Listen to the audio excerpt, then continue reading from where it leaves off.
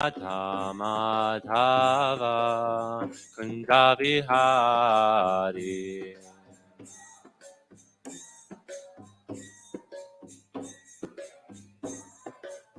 Hare Krishna, Krishna Krishna, Hare Hare, Hare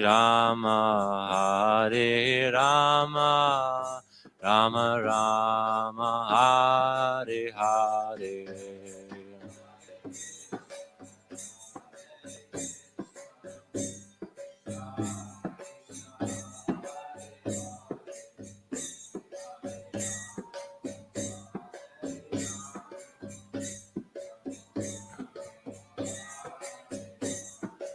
Hare Krishna,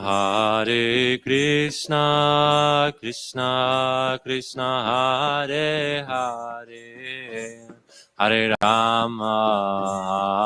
Rama, Rama Rama, Hare Hare.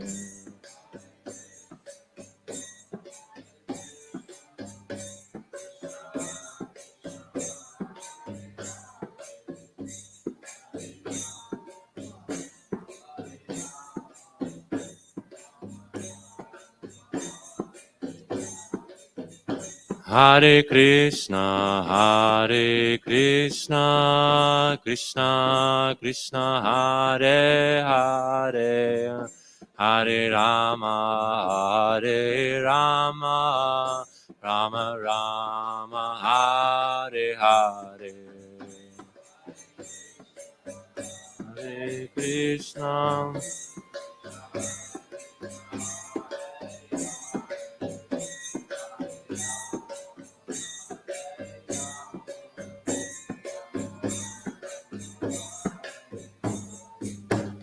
Hare Krishna, Krishna Krishna, Hare Hare, Hare Rama, Rama Rama, Hare Hare.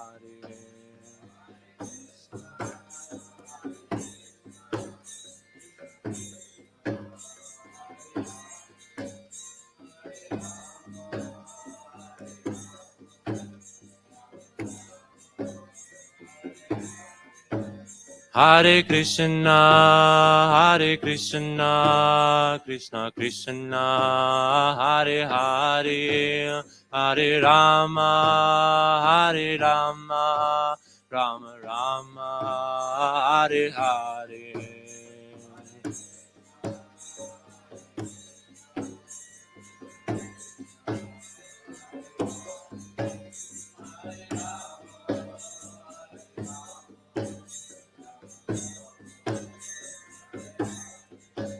Jaya Radha Madhava Radhe.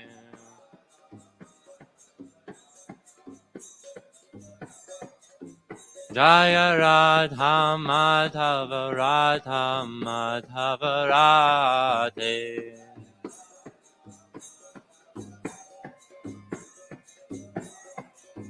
Jaya Prabhupada, Jaya Prabhupada, Jaya Prabhupada, Srila Prabhupada.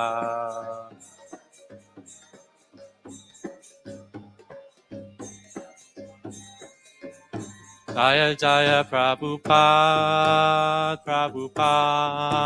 Prabhupada, Jaya Jaya Prabhupada.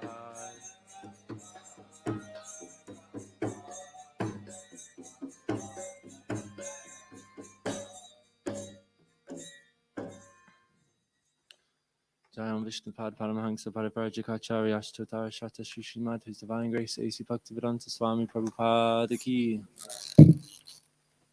ISKCON Guru Vrinda Ki, Shri Guru Parampara Ki, Shri Kodnitai Mai Poshashi Ki, Shri Tulsinath Maharaj Ki, Shri Giridhari Lal Ki, Shri Nishingadev Bhagavan Ki, Shri Mati Vrinda Devi Tulsi Maharani Ki, Anantakoti Vaishnava Vrinda Ki. All glories to the assembled devotees. Hare Krishna.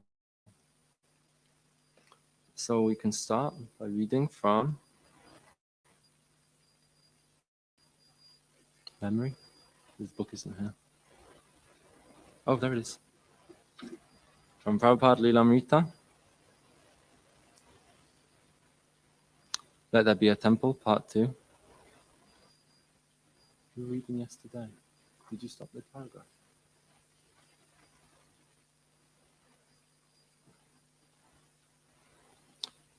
This is Bhavananda. The marble workers lived in some chatai houses right near the construction site. I just carry on. There was a hand pump just outside the building, and that's where we took our bath and where the workers got the water for the cement. Some distance off were 2 toilets, one for the men, one for the women.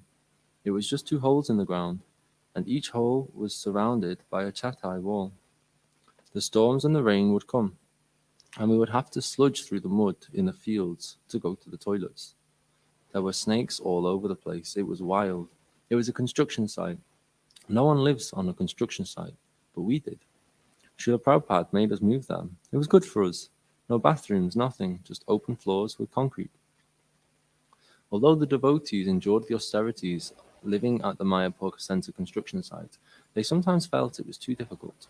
But Srila Prabhupada never considered it was too difficult, and he would encourage the devotees. Mayapur is so wonderful. You can live off the air and water alone.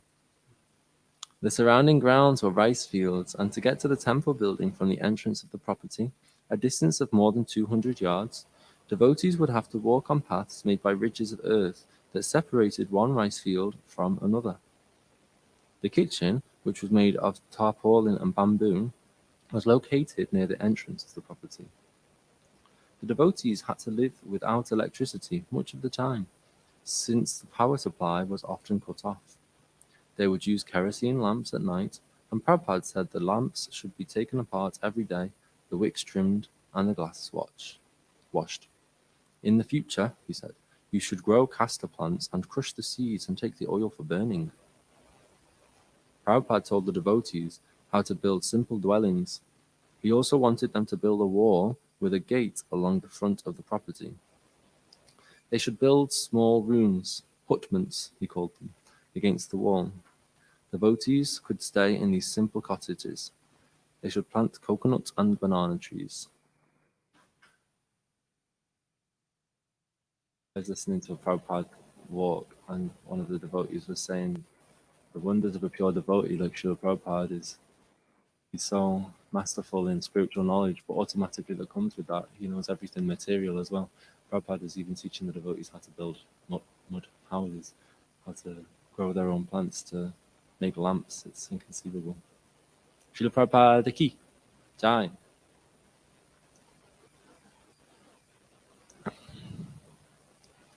Om Namo Bhagavate Vasudevaya.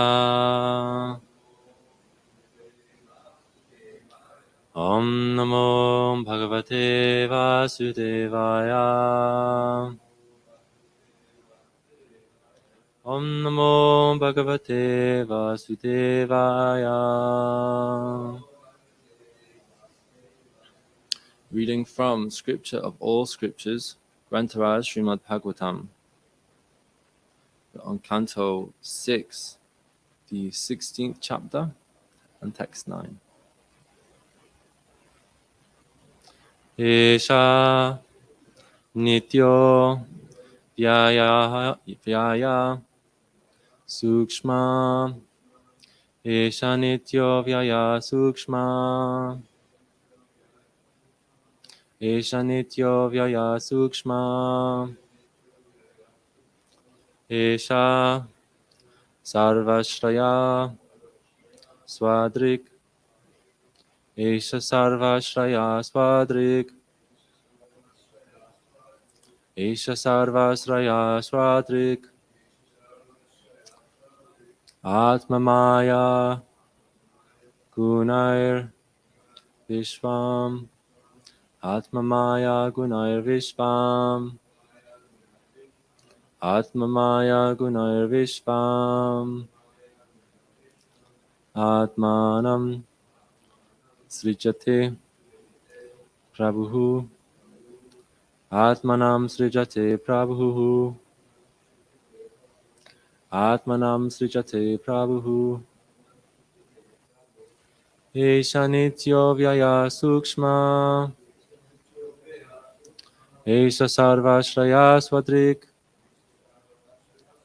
Atma maya gunair vishvam. Atmanam srijate prabhu. Esha nityo vyaya sukshma.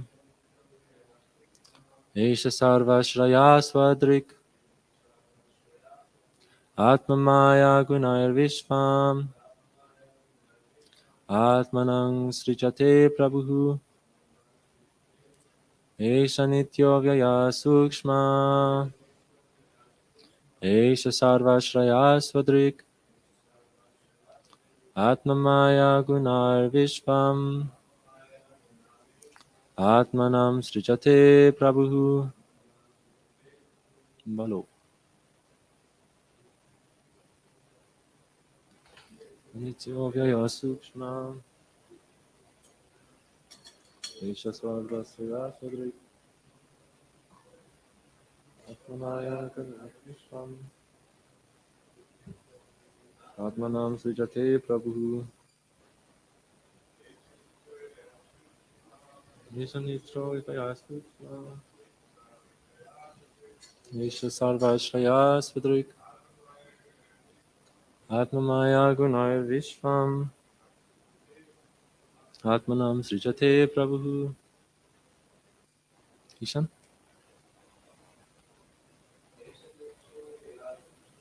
Esha nityo yaya sukshma. Esha sarvasraya svadrik. Atma maya gunair vishvam. Atmanam srijate prabhu. Someone else wants to try? Eshaha. This living entity. Nityaha. Eternal. Avyayaha. Imperishable. Sukshmaha. Very, very fine. Not seen by the material eyes. Eshaha. This living entity. Sarva ashrayaha. The cause of different types of bodies. Swadrik. Self-effulgent. Atma maya gunaihi. By the Supreme Personality of Godhead's modes of material nature. Vishvam. This material world. Atmanam. Himself. Srijate. Appears. Prabhu. The Master. Translation and purport by His Divine Grace A.C. Bhaktivedanta Swami Prabhupada. Srila Prabhupada Ki. The living entity is eternal and imperishable because he actually has no beginning and no end. He never takes birth or dies. He is the basic principle of all types of bodies, yet he does not belong to the bodily category.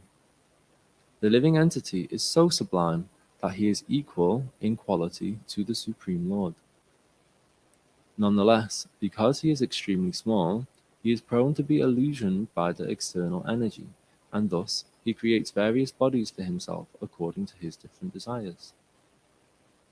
Responsibly, please. Living entity is eternal and imperishable because he actually has no beginning and no end. He never takes birth or dies. He is the basic principle of all types of bodies, yet he does not belong to the bodily category. The living being is so sublime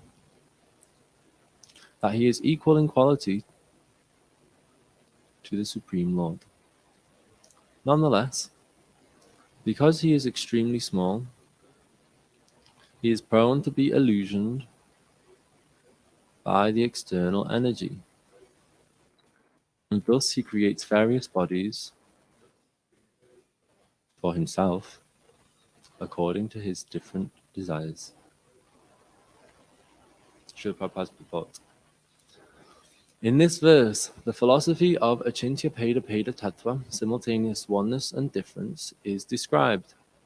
The living entity is eternal, Nitya, like the Supreme Personality of Godhead. But the difference is that the Supreme Lord is the greatest, no one being equal to or greater than him, whereas the living entity is Sukshma, or extremely small. The Shastra describes that the magnitude of the living entity is 1/10,000th the size of the tip of a hair. The Supreme Lord is all-pervading, Andantara sta paramano chayantara stham. Relatively, if the living entity is accepted as the smallest, there should naturally be inquiry about the greatest. The greatest is the Supreme Personality of Godhead, and the smallest is the living entity. Another peculiar characteristic of the jiva is that he becomes covered by maya. Atma maya gunahi. He is prone to being covered by the Supreme Lord's illusory energy. The living entity is responsible for his conditional life in the material world, and therefore he is described as Prabhu, the Master. If he likes, he can come to this material world, and if he likes, he can return home, back to Godhead. Because he wanted to enjoy this material world, the Supreme Personality of Godhead gave him a material body through the agency of the material energy. As the Lord himself says in the Bhagavad Gita, 1861, please chant. Ishvara sarva bhutanam hritashe rjunastishtati ramayan sarva bhutani yantrarudhani mayaya. The Supreme Lord is situated in everyone's heart, O Arjuna, and is directing the wanderings of all living entities, who are seated as on a machine made of the material energy. The Supreme Lord gives the living entity a chance to enjoy in this material world as he desires, but he openly expresses his own desire that the living entity give up on all material aspirations, fully surrender unto him, and return home, back to Godhead. The living entity is the smallest, Sukshma. Jiva Goswami says in this connection that the living entity within the body is extremely difficult for materialistic scientists to find, although we understand from authorities that the living entity is within the body. The body is different from the living entity. Srila Prabhupada ki. Om Jnanatimirandasya Gyananjana Shalakaya Chakshurunmilitam Jena Tasmai Shri Gurave Namaha. Shri Chaitanya Manobhistam Stapitam Yena Bhutale Swayam Rupa Gadamayam Darati Swaparantikam Panche Kalpatarubhyascha Kripa Sindhubhya Eva Cha Patitanam Pavanebhyo Vaishnavabhyo Namo Namaha. Jai Shri Krishna Chaitanya Prabhu Nityananda Shri Advaita Gadadhara Shivasari Gaura Bhaktavrinda. Hare Krishna, Krishna Krishna, Hare Hare, Hare Rama, Rama Rama, Hare Hare. Namo Om Vishnu Padaya Krishna Pristaya Bhutale, Srimati Bhakti Vedanta Swaminiti Namine. Namaste Saraswati Devi Gauravani Pracharine, Nirvishesha Shunyavadi Paschachari Shadari. I'll read the translation again. The living entity is eternal and imperishable because he actually has no beginning and no end. He never takes birth or dies. He is the basic principle of all types of bodies, yet he does not belong to the bodily category. The living being is so sublime that he is equal in quality to the Supreme Lord. Nonetheless, because he is extremely small, he is prone to be illusioned by the external energy, and thus he creates various bodies for himself according to his different desires.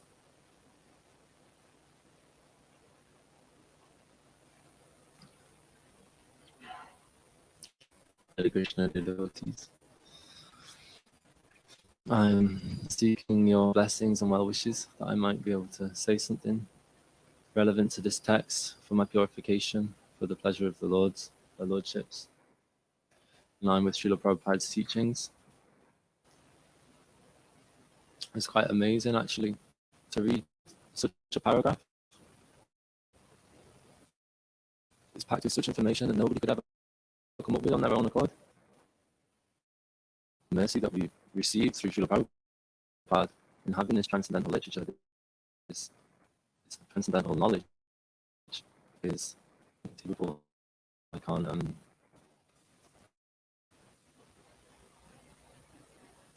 Yeah, it's a really beautiful thing. Jai Srila Prabhupada. So this first line here, this is one of the first things that we are understanding in spiritual life. This is one of the first things we're hearing. The living entity is eternal and imperishable because you actually have no beginning and no end. What we're saying here is that the living entity is the soul that lies within the body. This is one of the first instructions that Sri Krishna gives in the Bhagavad Gita. It's one of the first instructions that a preacher would give to somebody inquiring about spiritual knowledge. So from day one, we've been hearing this in spiritual life.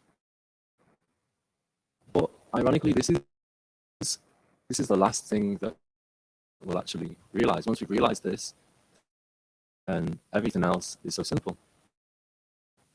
The only problem in my spiritual life is that I'm not relating to my soul. I'm not taking myself to be the soul. I'm constantly reinforcing this idea that I am the body by my own samskaras, by my own actions. It's quite a strange thing, you know.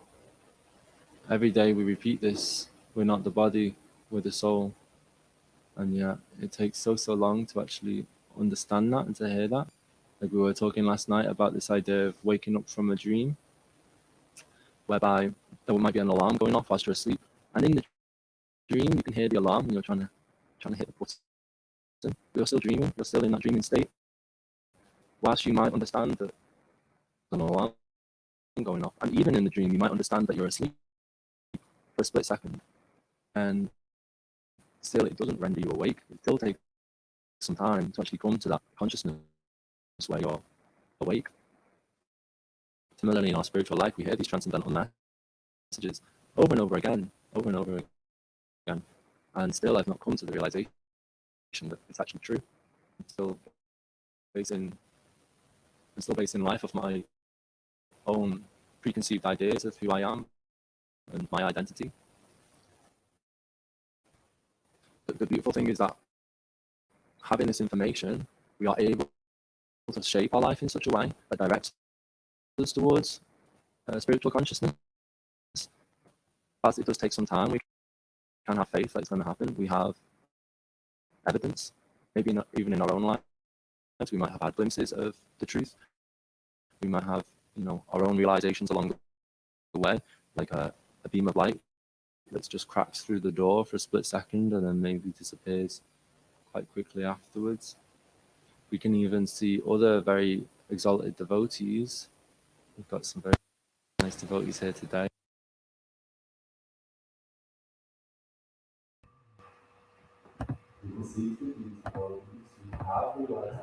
That this path is the right path for our salvation.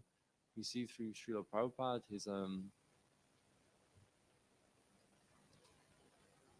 we see Srila Prabhupada being a self-realized soul. I don't even know how to describe that. It's like a feeling you can just feel something special from him, that he's not an ordinary soul. Yeah, I could get everything that Srila Prabhupada said and repeat it parrot fashion in order to preach, but it wouldn't have the same potency because I've not had the realizations that are needed in order for it to carry so much weight. Srila Prabhupada, there's many devotees of his that have like encounters with Srila Prabhupada where Prabhupada says to them, "You're not the body," and for that moment they understand, I'm not this body. But I can say this to anyone, and they go, "Yeah, oh yeah, that's nice. That's a nice idea." That's because I don't have the realization. I don't have that elevated consciousness which allows me to transgress this information. You can't give something that you don't have. So if I'm not a pure devotee, which I'm not, then I can't give somebody pure bhakti. I can't give somebody those realizations. I don't have them myself. But nonetheless, we have the process.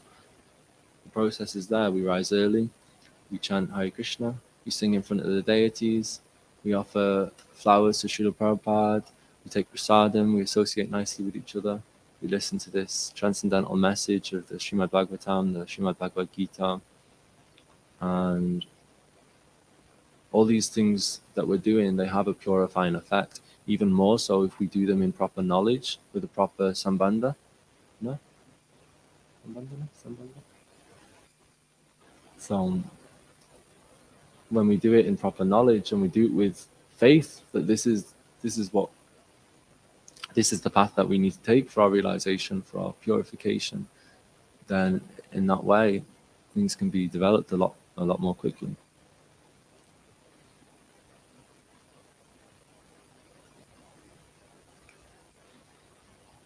This idea, the living being is so sublime that he is equal in quality to the Supreme Lord.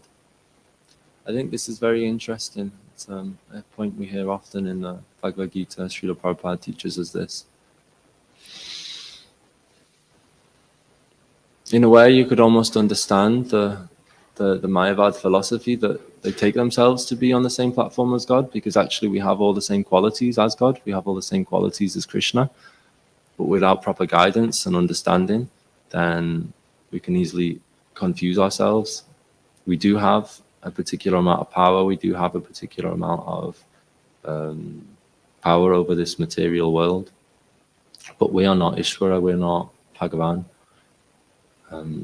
So we don't have this full potency. It's described, I think, is it in the Nectar of Devotion, that we have like 75%, or the ability to reach 75% of the full potency. The Lord has 100%. Is this, tell me?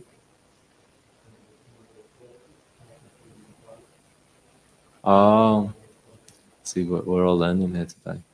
So we can gain 75% of the qualities of the Lord. Yeah, in minute quantity. Yeah. So our capabilities do max out at a certain point. We're not able to transgress that. The Lord is always going to be more powerful and have more quantity of these divine qualities.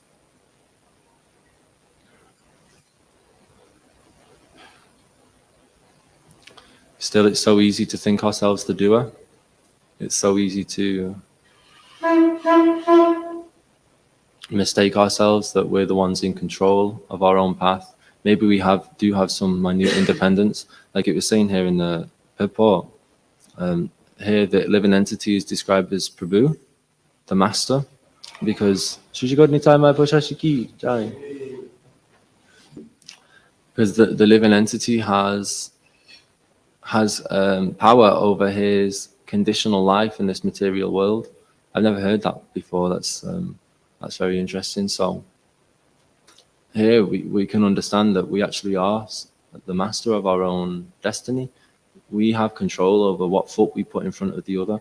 We have control over whether we're going to come to Mangalati, whether we're going to chant Hare Krishna, whether we're going to associate with the devotees, or whether we're going to lead a materialistic life. That's completely under our control. And it's the kindness of Krishna, actually. It's the mercy of Krishna. In the last paragraph, it was describing, the second to last. The Supreme Lord gives the living entity a chance to enjoy in this material world as he desires, but he openly expresses his own desire that the living entity give up all material aspirations. So we have the opportunity to act in the way that we want to act. We have the opportunity to live a materialistic life, to live a spiritual life. And all of these actions will have their own consequences. It's quite interesting that it seems to be ingrained in pretty much everybody. They know what it is to be a saintly person. They know what this will look like. They know the sort of actions that this person would do. Like if somebody would find out their local priest smoking and drinking, and these sinful activities, then they would be maybe disappointed. When we're on the streets, like Panchatattva Prabhu was saying yesterday, and sometimes people swear and they cover their mouth and they're like, sorry, I didn't mean that. And it's like, it's instinctive to people. They know how to act. Because whilst we're out on the streets, we're there representing Lord Nityananda, representing their lordships, representing Srila Prabhupada, representing Krishna.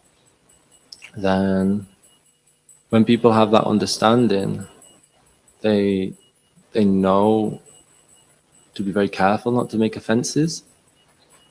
It's well, we have the deeper understanding of what exactly offenses are. We have the literature that describes all of this. But even still, to the materialist, they will have that instinct understanding of how to properly act.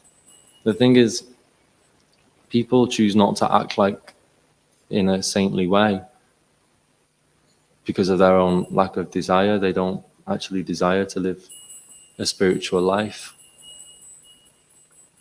Even though they know the Lord is situated in everyone's heart and is directing everybody. So everybody knows exactly, in some respect, to one level or another, what they should be doing with themselves in order to become more saintly. But the desire just isn't there to do so.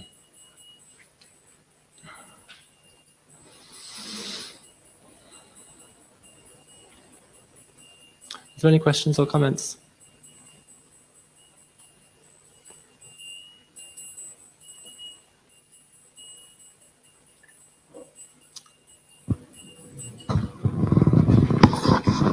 Thank you very much, Ruba. Maybe you could sort of explain this the idea that everyone, if they have the desire to act properly, they can. You seem to be saying like this, but also we hear about how strong the modes of material nature are, that people are forced to act against their will, practically. And you can see, like, a living entity in an animal body has, no free will, basically. And, if people are in a human body, but they're living basically an animalistic life, it seems that they also have very little free will. So you can maybe, clarify how much, freedom do we actually have to elevate our consciousness and act properly? Thank you, Ruben. Yeah, it's this Achinta Beta Beta Tattva. Again, it's almost contradictory in some way. The living entity is responsible for its conditional life in this material world. We're also understanding from the Bhagavad Gita that it's lust which is driving the living entities to commit sinful acts, as if by force. Now, the thing is, we've been in this material world for such a long time already that we're already so entangled in the material energy. We've got our own set of karma to see the repercussions of a lot of sinful activity in the past that we're going to have the results from. It's like if you're sliding down a snowy hill, then you can't just stop.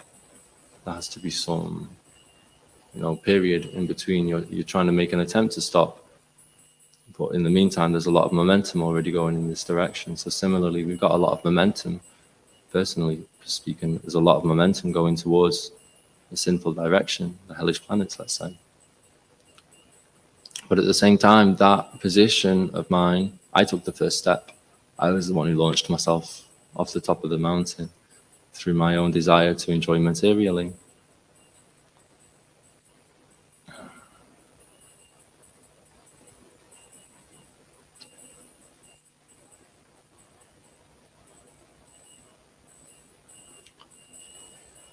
I can't really share anything other than that. I don't have any realizations on this matter myself. If anybody would like to comment on this question.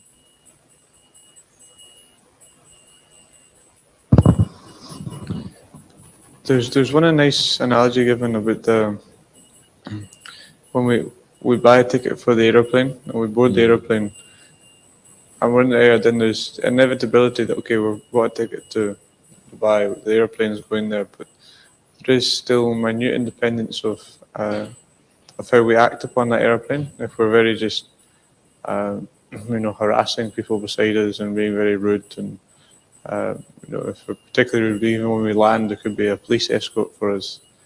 Whereas if we're very polite, we make friends with those sitting beside us, and perhaps the person sitting beside us is a great businessman, and we get all these business opportunities come up or something.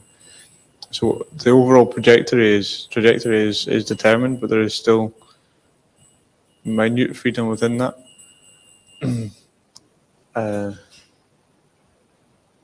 And also, like, as we like, free will it comes in like proportion to how covered our consciousness is. So as you sort of elevate yourself, like, an animal their consciousness, they're extremely covered. Therefore, they have very, very little free will, and it's sort of the same with human beings. The more covered we are, the less free will we have, but then also the less responsibility we have, in a sense. So I guess by the potency of the Sankirtan movement is that you're engaging other people, even unknowingly, in some sort of purification, which is elevating their consciousness, and then the free will becomes more apparent.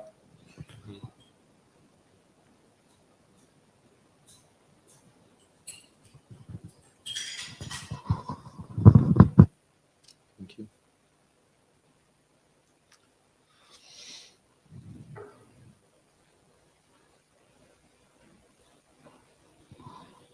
So this is Laura Mataji. I'm wondering how much to rely on others to help us advance, and how much is down to our own realizations.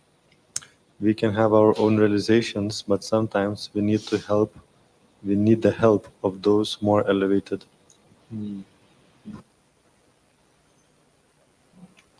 Yeah, the bhakti comes from bhakti. Bhakti is not something that we can just get on our own accord. We have to have the association of elevated devotees. We have to be inspired by such devotees in order to make any spiritual progress. That's not to say that we can remain passive in this state. There still is a lot that we can do in order to elevate ourselves. See, hearing is the key principle of our spiritual growth, and hearing is down to us.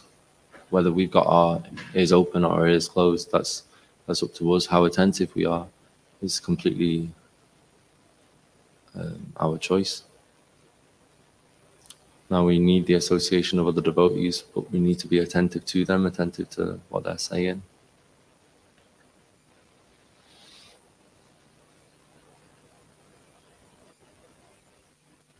I had something else I wanted to say, I can't remember. Can you read that question again?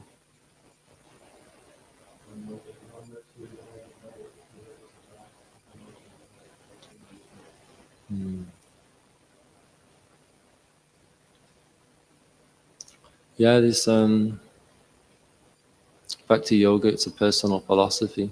So in this way, we need other people to advance. We need peers. Naturally, there's going to be peers there. There's going to be people who are senior and people who are junior to us. And we have different ways of interacting with all of them. As senior devotees, we render service unto them wholeheartedly with faith. And this will bring us up to a higher platform. The more that we associate with the senior devotees, the more that we serve them, then we're going to be able to make much more faster advancement.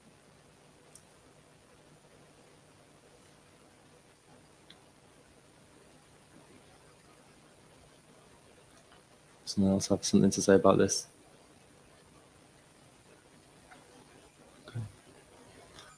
Okay. Well, if nobody has any more questions, I don't have so much more to say right now. So, Srimad Bhagavatam Class. All glories to the assembled devotees. His Grace Bhakta Prabhu Ki Jai. Ananta Koti Vaishnava Vrinda Ki.